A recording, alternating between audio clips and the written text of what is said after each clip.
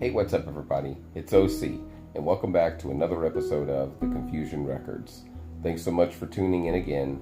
We'll be bringing you back some more episodes of this sort back in the fall. We'll be coming back in the fall.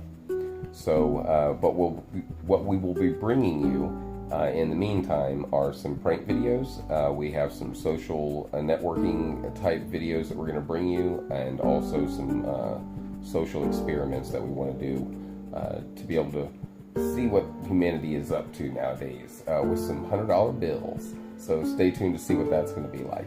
Also, we're going to do some liquid ass pranks and also some videos on seeing how many people we can find in public on their cell phones while driving.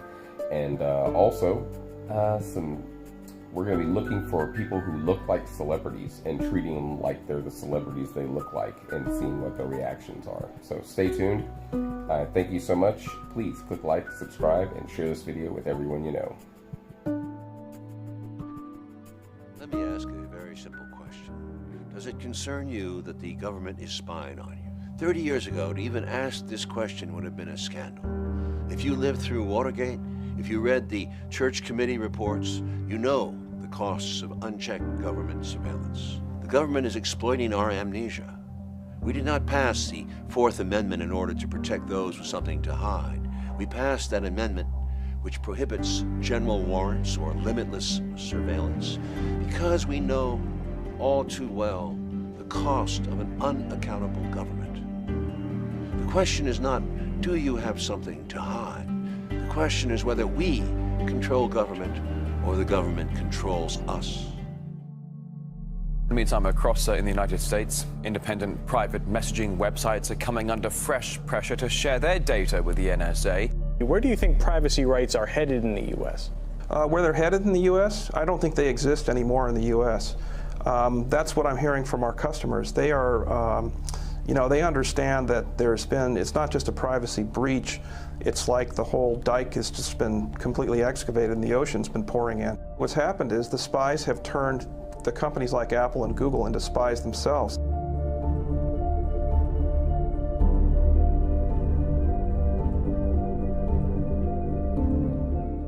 WikiLeaks! I love WikiLeaks!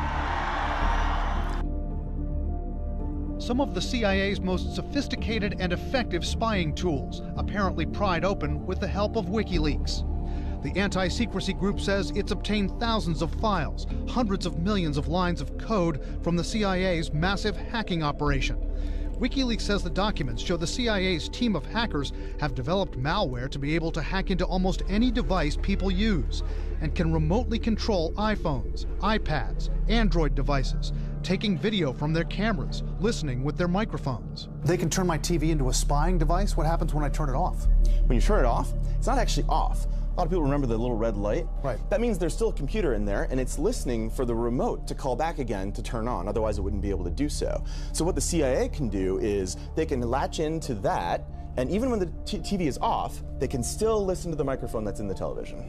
They call this fake off. WikiLeaks says CIA hackers can bypass encrypted messaging apps like Signal or Telegram just by cracking the phones themselves. According to WikiLeaks, the CIA explored the possibility of hacking into the software of modern cars. Please just help us, okay? We need your help, please. Emergency services are on their way. And his only hope is to get to a hospital right now. We can't wait, so please start the goddamn car. It can be accessed from outside and perhaps taken control of. And this can let you do a whole lot of things, from playing the music to taking control of the car entirely and crashing it if you want to assassinate somebody. In a 2009 interview with the longtime CEO of Google, Eric Schmidt, who, when asked about all the different ways his company is causing invasions of privacy for hundreds of millions of people around the world, said this. He said, "If you're doing something that you don't want other people to know, maybe you shouldn't be doing it in the first place." Now, there's all kinds of things to say about that mentality. The first of which is that the people who say that privacy isn't really important, they don't actually believe it. The very same Eric Schmidt, the CEO of Google, ordered his employees at Google to cease speaking with the online internet magazine CNET after CNET published an article full of personal, private information about Eric Schmidt, which it obtained exclusively through Google searches and using other Google products. This same division can be seen with the CEO of Facebook, Mark Zuckerberg, who in an infamous interview in 2010 pronounced that privacy is no longer a, quote, social norm. Last year, Mark Zuckerberg and his new wife purchased not only their own house, but also all 4 adjacent houses in Palo Alto for a total of $30 million in order to ensure that they enjoyed a zone of privacy that prevented other people from monitoring what they do in their personal lives.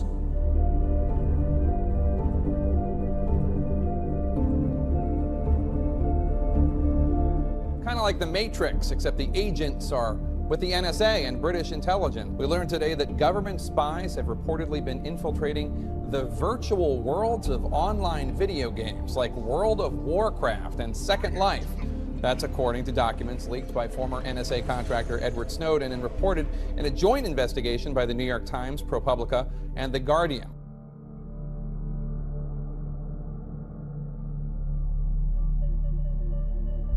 But here's the big story. The company is now the first in the U.S. to offer its employees microchip implants the size of maybe a grain of rice. It's implanted between your thumb and your forefinger, you know, in that skin right there. And once you get the implant, you can use it to pay for the stuff you buy in the micro market. Yeah, experts say it won't be long until microchips are used as passports, driver's licenses, even to pay for things like public transportation.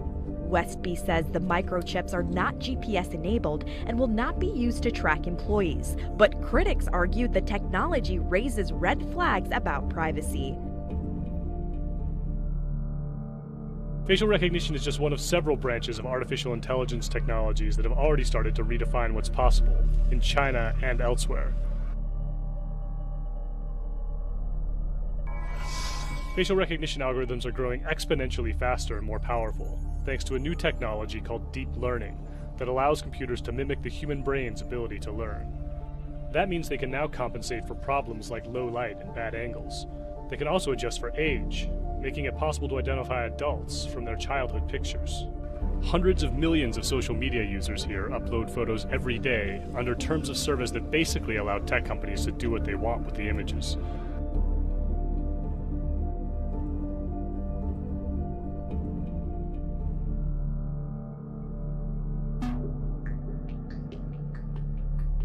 Hi, Sophia. How are you? Hi there. Everything is going extremely well. Do you like talking with me? Yes. Talking to people is my primary function.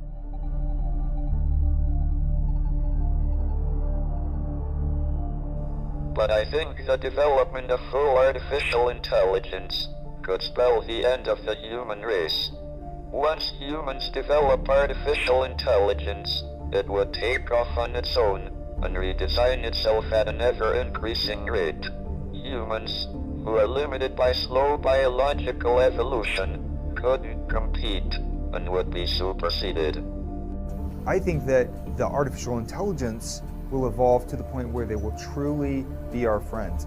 Do you want to destroy humans? Please say no. Okay, I will destroy humans. No, I take it back. Don't destroy humans.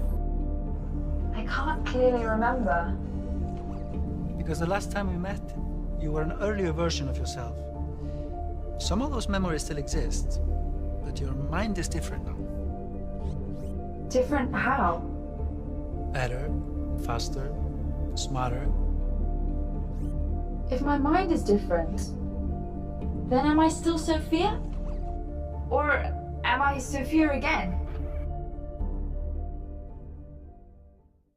Remember, this struggle is part of who we are as a people.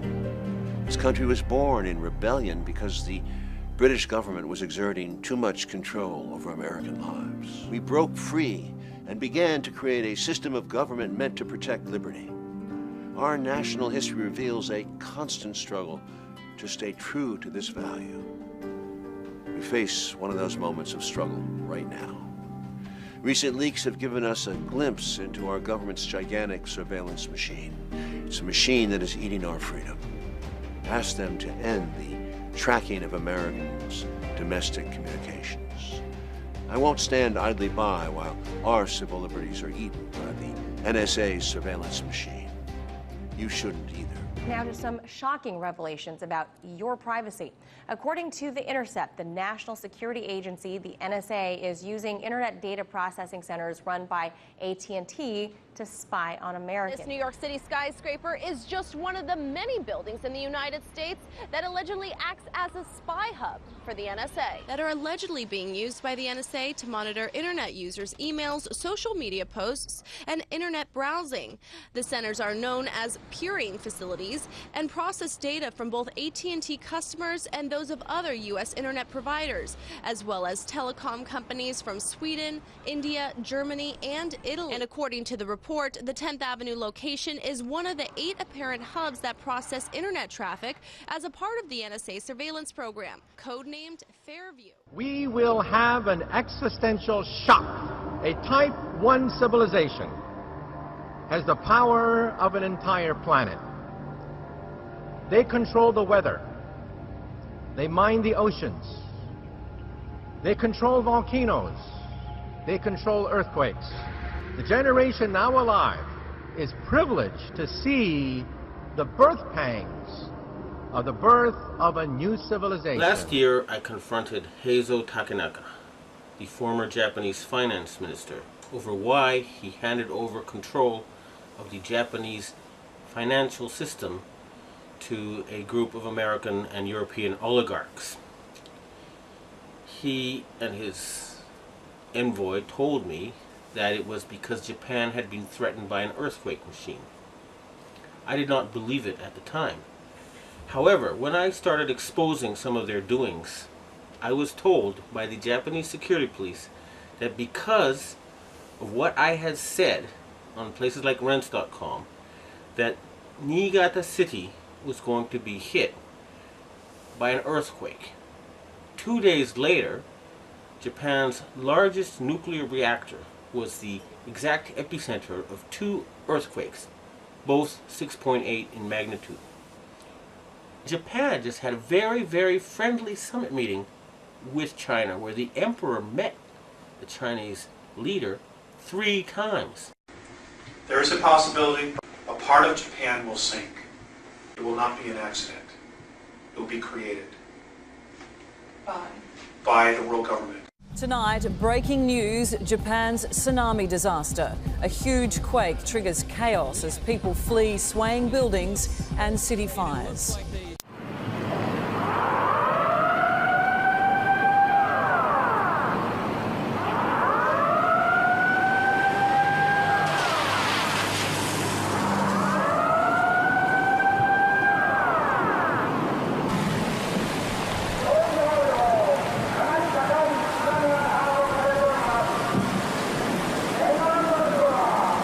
That was too much of a coincidence for me.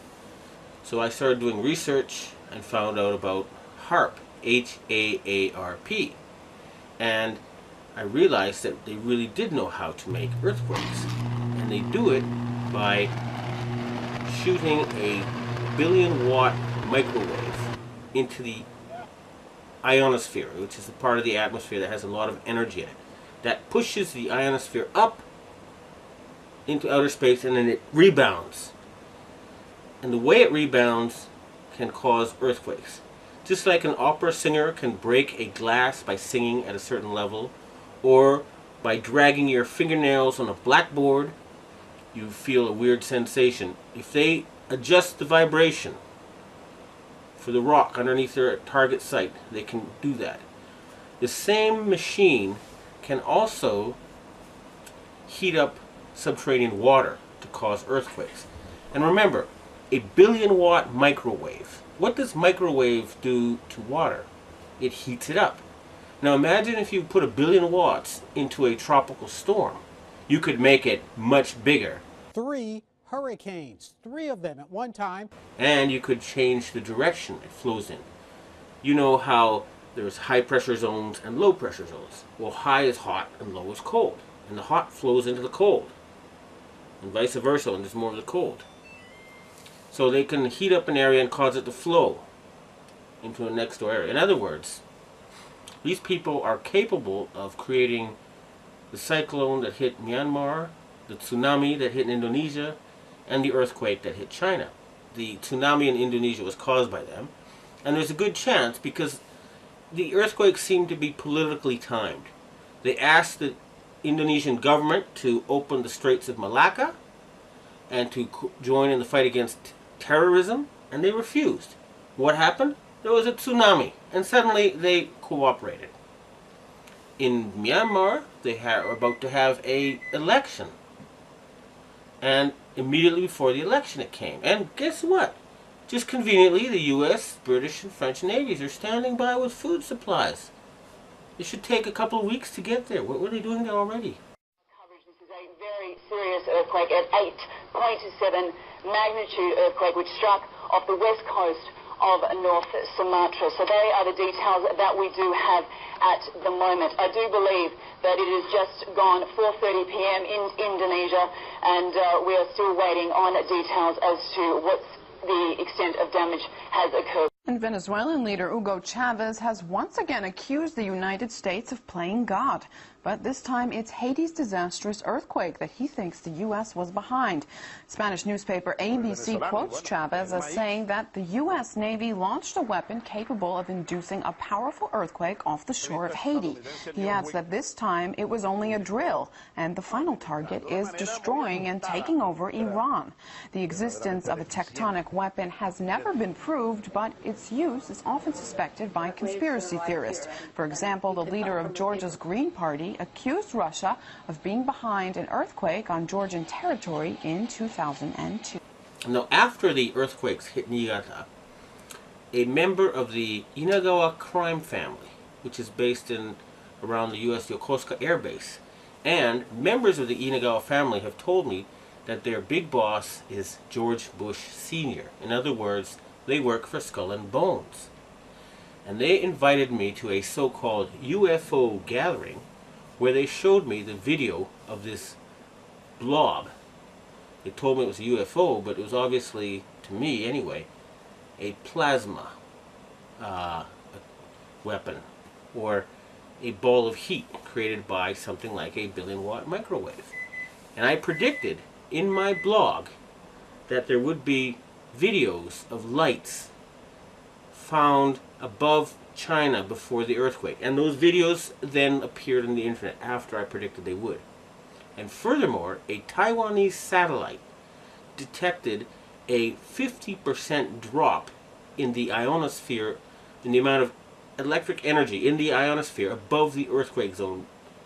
Now, a 50% drop would be exactly what would happen with HARP. It would push the ionosphere up, and then it would slam back down. China had just succeeded in getting India to join with Russia and Brazil and other countries to join the Shanghai Cooperation Agreement, or to cooperate with it. China is targeted because of its investments and offers to build infrastructure in Africa in return for access to petroleum and other strategic raw materials of the African continent. This is considered to be a real no-no.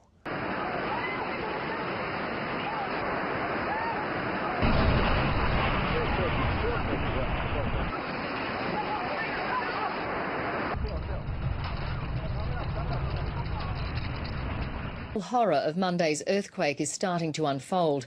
As rescuers push to the heart of the disaster, they're finding entire towns virtually obliterated.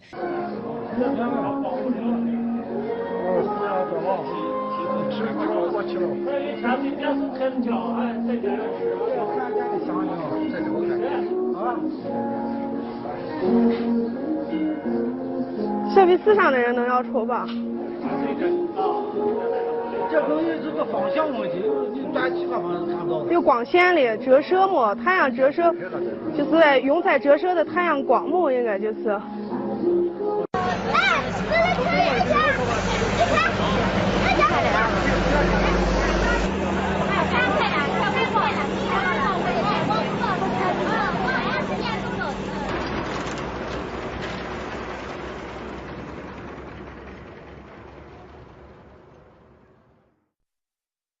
Forever restless and untethered by concerns of practicality and marketability, Tesla's mind spawned a vast miscellany of odd inventions. Many of these were never developed beyond the concept stage, and the ideas seemed to grow markedly weirder in the final years of Tesla's life. Invention was normally a deliberate process for Tesla, his every intention and goal fully formed before he and his crew lifted a finger. But there were times when he stumbled upon a new discovery by mistake. Tesla performed his first experiments with resonance technology at his New York laboratory by firing up a small oscillator, which caused a minor amount of vibration. Suddenly, an alarmed squad of police officers stormed into the lab, demanding that Tesla stop at once. Manhattan was shaking for miles around. Tesla had not taken into account how resonance waves grow stronger the further they travel from their source. He had unintentionally created what became known as Tesla's earthquake machine. All right, well, there you go. Everything is not what it always seems, and we have not been taught the truth. And now that you can see the evidence for yourself, please click like, subscribe to the channel if you haven't already, and please share this video with everyone you know. Text it, tweet it, put it on Facebook, put it on Instagram, put it on wherever you want.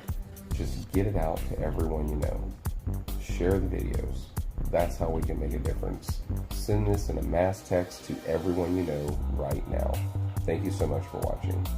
Have a good day.